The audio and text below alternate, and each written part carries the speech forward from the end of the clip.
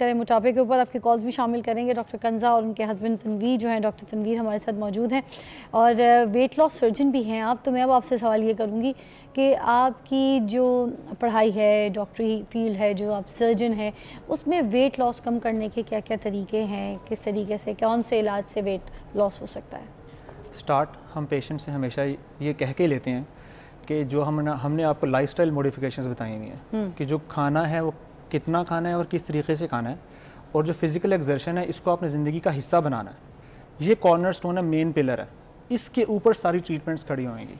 अच्छा, तो सबसे पहले हम आ जाते हैं सबसे मिनिमल इन्वेजिव ट्रीटमेंट्स पे। कुछ दवाएँ हैं, कुछ इंजेक्शंस हैं, वो हम देते हैं। उससे आप 6 मंथ्स टू 12 मंथ्स के अंदर 12 किलो 15 kgs आप ड्रॉप कर लेते हो। वो वेट लॉस स्टीरॉइड्स होती हैं? नहीं, अच्छा, स्टीरॉइड्स नहीं होती, वो FDA अप्रूव्ड मेडिकेशंस हैं जो कि एक्चुअली दवाइयाँ थी शुगर की। ओके, इंसुलिन एक्चुअली वो GLP-1 एनालॉग्स बोलते हैं उनको, उनसे वेट लॉस होता है। अच्छा, तो पूरी दुनिया में वेट लॉस के लिए वो इंजेक्शंस यूज़ हो रहे हैं। जिससे मैदा छोटा होता है? नहीं, ये इंजेक्शन है जो बिल्कुल इंसुलिन की तरह लगता है पेट के ऊपर। ओके, अच्छा, ये काफ़ी सेलिब्रिटीज़ ने कराया है। मैं इसको थोड़ा सा होल्ड करके कॉल भी शामिल कर लेती हूँ ताकि हम चाह रहे हैं कि जितने लोगों के मसले ठीक होते हैं आज आप लोग की वजह से हो। साइमा की कॉल है। अस्सलाम वालेकुम जी साइमा।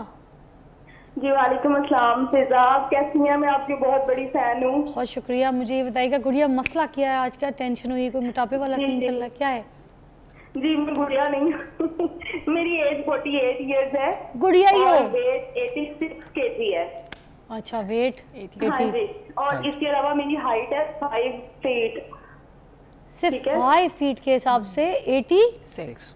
बहुत ज्यादा है मेरी जान, बहुत ज्यादा है। एक बात मैंने और करनी थी कि कई सालों से हम लोग ना सादा या गर्म पानी पी रहे हैं सुबह निहारना। अच्छा, तो प्लीज आसान उर्दू जुबान में मुझे बताइएगा।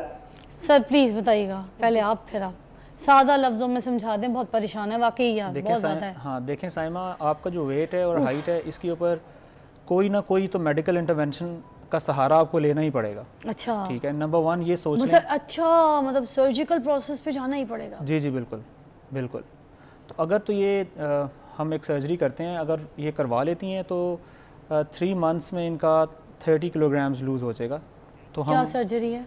स्लीव गैस्ट्रेक्टमी अगर हम करेंगे तो इन नेक्स्ट 6 पहले महीने में 10 से 15 kgs ड्रॉप हो जाता है। अच्छा, उसके बाद नेक्स्ट 3 to 4 मंथ्स के अंदर 30 to 40 किलोग्राम्स ड्रॉप हो जाता है। सर ये क्या होती है सर्जरी? ये कट वाली सर्जरी है, ये लेज़र सर्जरी है, ये कोई इंजेक्शन वाली है? मुकम्मल बेहोशी में होती है, कैमरे की मदद से होती है। 20 to 40 मिनट्स का कुल दौरानिया है। अच्छा, 1 नाइट हॉस्पिटल स्टे होता है इसके अंदर। और पोस्ट ऑपरेटिवली हम आपको फॉलो करते रहते हैं और छोटे छोटे चावल के दाने के बराबर 3 या 4 कट लगते हैं। अच्छा, बस? बिल्कुल। और कट कहाँ लगते हैं? पेट पे। पेट पे? हाँ, उसके अच्छा, जरिए उस कट लगा के उससे क्या करते हैं? कैमरा?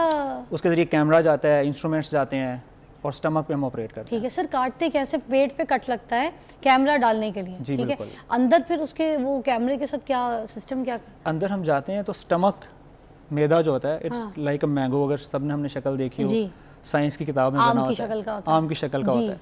तो हम उसका 80% चंक काट के निकाल देते हैं। वो कैसे काटते हैं जब चावल का दाना? नहीं, वो उसमें इंस्ट्रूमेंट्स जाते हैं ना।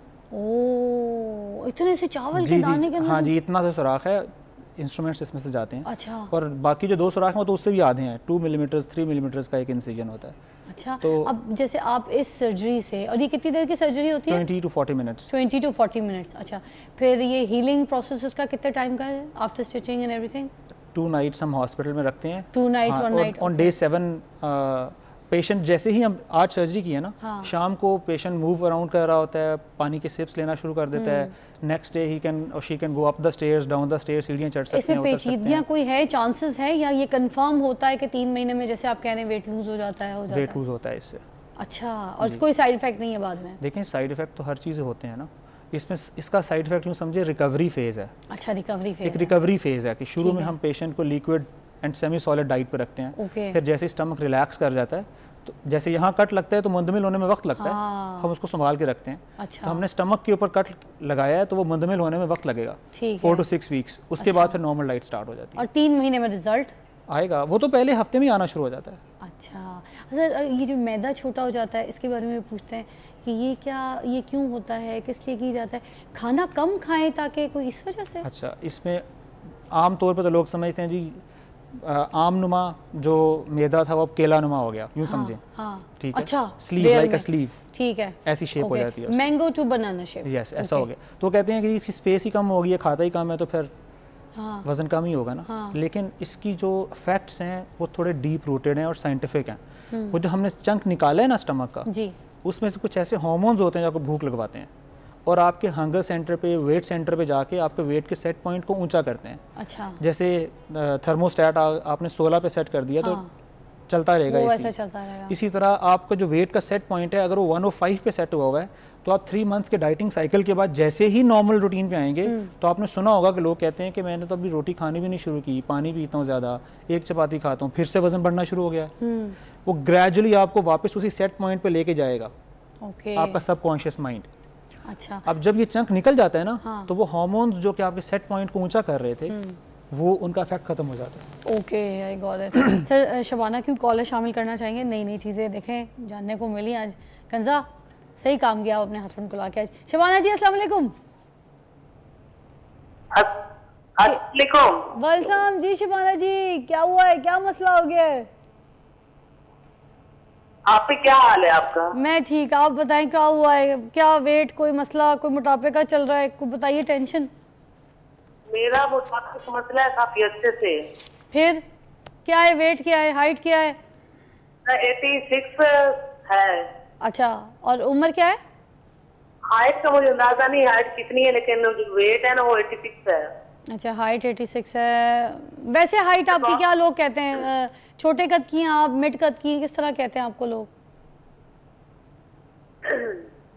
मैंने दवाई वगैरह तो ली है, मेडिकल भी ली है, दूसरा क्या कहते हैं उसको, टीवी पे बताते हैं दवाई वगैरह, वो मैंने ली है, पानी गर्म करके लिए टंग वगैरह, ये सब चीजें मैंने बड़ी ट्राई की है।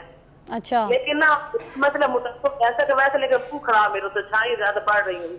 अच्छा, वजह से मैं बड़ी परेशान। अच्छा, मुझे हाइट बता दें, उन्होंने आपका वो निकालना है चार्ट, क्या कद आपका क्या कहते हैं लोग? ऊपर ही होगी। किससे ऊपर होगी? 5 से।